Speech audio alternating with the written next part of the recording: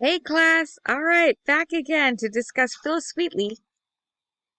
Um, really neat, incredible writer. You shall see. And the selections that we read, actually, we have one male writer. This is the only male writer we have for the entire class. It's John Wheatley. And the letter sent by the author's master to the publisher, which precedes one of the poems in the collection of poetry that Phillis Wheatley had published. The name of that poem is To S.M., a Young African Painter on Seeing His Works. All right, really interesting selections. I'm so excited to talk about these with you. And again, excuse the backdrop. I'm in my only room of my own, so remember that Virginia Woolf writing women need, or writers in general need women, need rooms of their own to be able to create. So here I am in the only room I have of my own, my storage closet in my house of 10 people, the only place I could be alone right now. So here it is. It's either this or nothing. So, in the lecture, the written out lecture, that is, we have a portrait of Phillis Wheatley.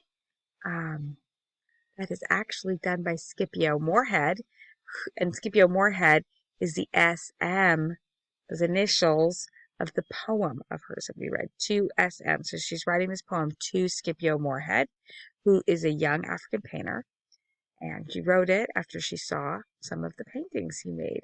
And he, in fact, painted this painting of hers that we have. Of her, Phillis Wheatley, herself, so that we can see what she looks like. He painted her.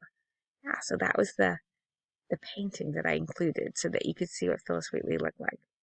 We also have some fun web links. If you'd like to know more about her, there's a womenshistory.org website with Phillis Wheatley's biography on it.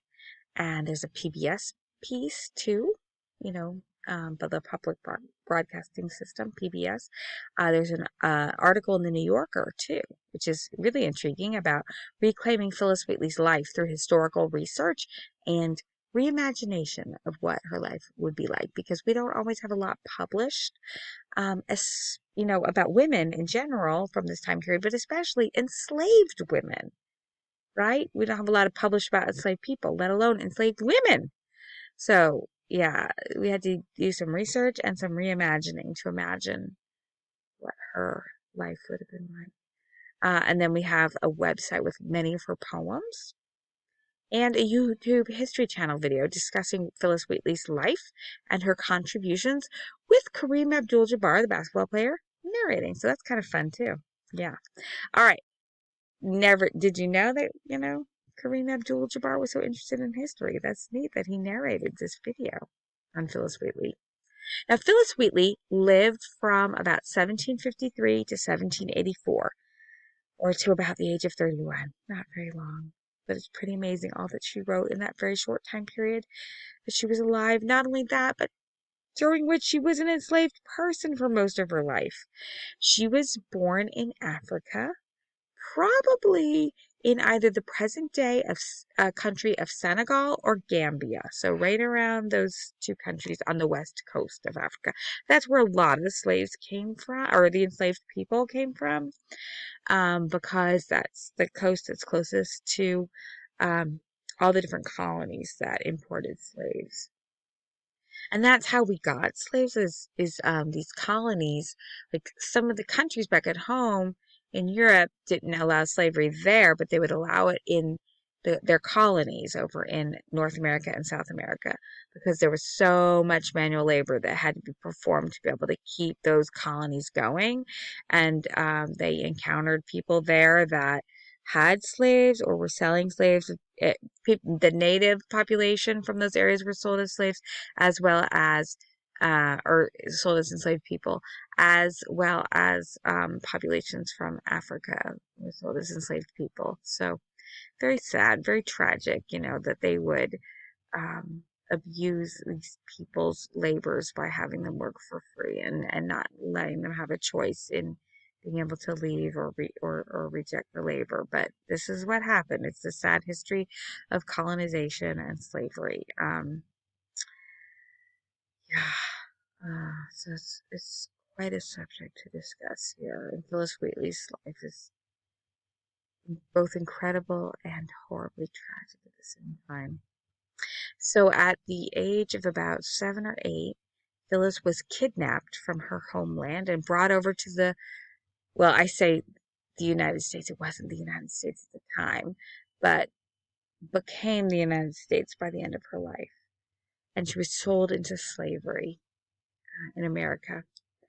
Wealthy Bostonian tailor John Wheatley purchased her. That's the person who writes the letter, right? You've heard his name before because he wrote this letter of introduction that precedes her anthology of poetry.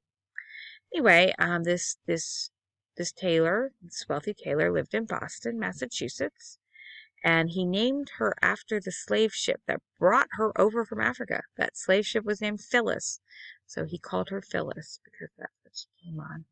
Phyllis's obvious prodigy made her a household favorite of the Wheatleys. She became Susanna Wheatley, who is John's wife. She became her enslaved personal attendant. Phillis was never trained in domestic duties, but rather encouraged to study Latin and Greek and read theology and the Bible and study astronomy and history and the classics, etc. So she had a really, really fortunate background in academics. I mean, not a fortunate life. She was an enslaved person. She didn't have a choice. But she was given an incredible education by Susanna Wheatley. Why? We'll never know. But some have said because she was so precocious that they were like, wow, this girl is so smart. Look at what she's learning. She learned Latin. She learned Greek. And then they just kept adding more and more, teaching her. So she was very fortunate in at least that one respect, that she was so well educated by the Wheatleys. At the age of 13, Phyllis composed her first poem. She even addressed one of her poems to George Washington, whom she met. Yeah, so she met George Washington, the first president of the United States and the chief general of the American Revolution. When John and Susanna Wheatley died, Phyllis was granted her freedom. She was no longer an enslaved person. She married another freed former slave. He was a black grocer named John Peters in Boston. They had 3 children together. Two of the children died, unfortunately. Remember I was talking about with Abigail Adams, how many children did not survive into adulthood because there were so many diseases and not access to good health care. Like, people did not even understand how to cure diseases, really. Lady Mary Wortley Montagu, she caught on, though, and brought that inoculation for smallpox back to England. But still, so many things people did not understand. You know, the science of how the body got sick and how it cured itself and what to do to prevent illness or to treat people when they were ill. And so, unfortunately, things like this happened. 2 of her 3 children died and did not survive into adulthood. While Phyllis was still alive, in fact, they died, even though she lived to a very young age, of only about 31.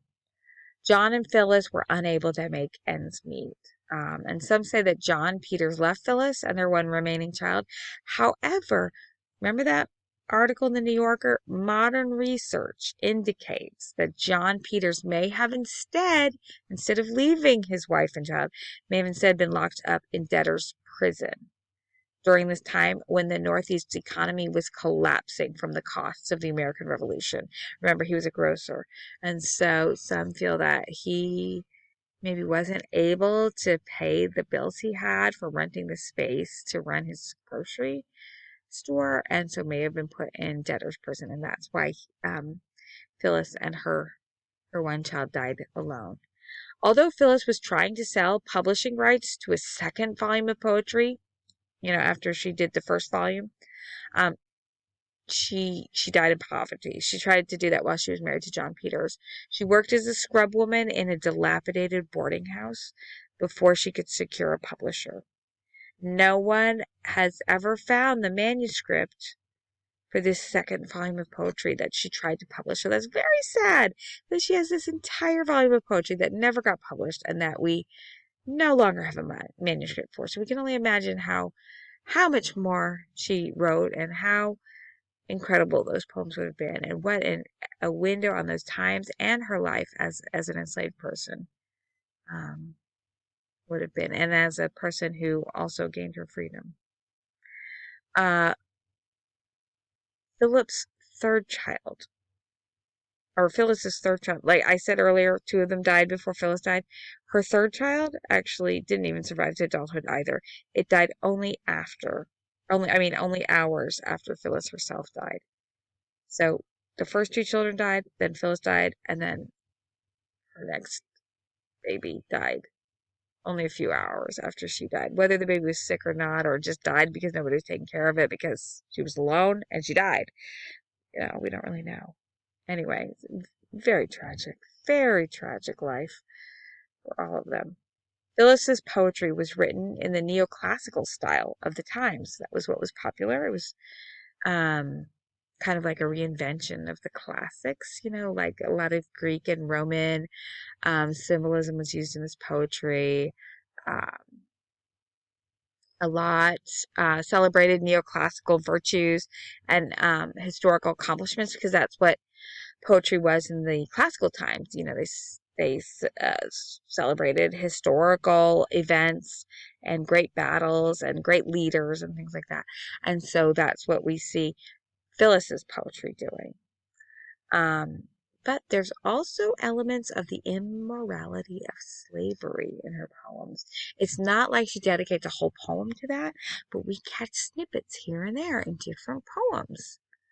So you have to turn your awareness on to pick up on it, because, you know, uh, we don't know why, but maybe she was worried that she wouldn't get her poems published, or she might get in trouble if she spoke out, like if she dedicated a whole poem to the immorality of slavery, or her yearnings for freedom, but they're kind of interwoven. You have to read between the lines in her poetry. We'll never know what was in that second volume of poetry. As she was a freed person then, maybe she would have talked more openly about it, and more definitively in an entire poem. We don't know, or maybe many poems. We'll never know because it never got published. Anyway, the selection of Phyllis's that we read, we can see that yearning for freedom in it. It's some subtext in the lines, but it is present, as it is present in some other of her poems, especially, as she's talking about the American Revolution, fighting for freedom. We see those undertones, those yearnings for freedom as well. The poem of hers that we read is, as I mentioned earlier, to S.M., in other words, Scipio Moorhead, to S.M., a young African painter, on seeing his works in 1773 is when it was written. It's a poem she wrote to fellow enslaved artist Scipio Moorhead, a painter in the Bostonian household of Reverend Moorhead. See, these enslaved people often took the names of the people with whom they lived, the families that quote unquote own them. So Scipio Moorhead was named after Reverend Moorhead, and Phillis Wheatley had the last name of John Wheatley, who had enslaved her as well. The picture of Phillis Wheatley in the written out lecture is an engraving done by Scipio Moorhead himself. Note that John Wheatley, the person who had enslaved Phyllis, he felt compelled to write a letter of introduction for Phyllis's volume of poetry. His introduction stresses further Phyllis's incredible natural abilities, as if without John's introduction, no one would actually believe that an enslaved person could have written the verses, perhaps echoing in a way Anne Bradstreet's and Anne Killigrew's aforementioned concerns that no one would actually believe the female authorship of their verses. So imagine, they're females, nobody would believe them. Imagine how much harder it would be for a person to believe that an enslaved female person would have written these incredible verses that we read. The Wheatley solicited American colonists to subscribe to Phyllis's poetry. Kind of like we have streaming services nowadays, right, that people subscribe to. So they wanted people to subscribe to her poetry. And as she wrote a poem, they would be able to read it, so it would be like this ongoing subscription service for her poetry that she, produced, at